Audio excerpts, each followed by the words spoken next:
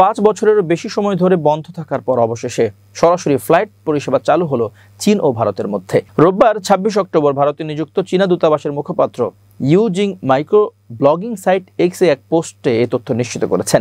Using লিখেছেন, বাস্তবে চীন ও ভারতের মধ্যে সরাসরি ফ্লাইট চালু হয়েছে।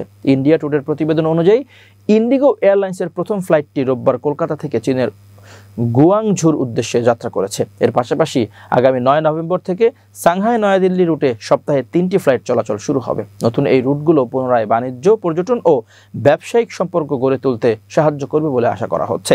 চলতি মাসের শুরুতে ইন্ডিগো এয়ারলাইন্স ঘোষণা করেছিল যে 26 অক্টোবর থেকে তাদের এয়ারবাস A320 নিয়েও কলকাতা ও গুয়াংঝুর মধ্যে প্রতিদিন বিরতিহীন ফ্লাইট পরিচালনা করবে। পরে তারা 11 অক্টোবর নিশ্চিত করে যে দুই দেশের যোগাযোগ আরও জোরদার করতে 10 নভেম্বর থেকে দিল্লি ও গুয়াংঝুর মধ্যে দৈনিক সরাসরি ফ্লাইট শুরু হবে।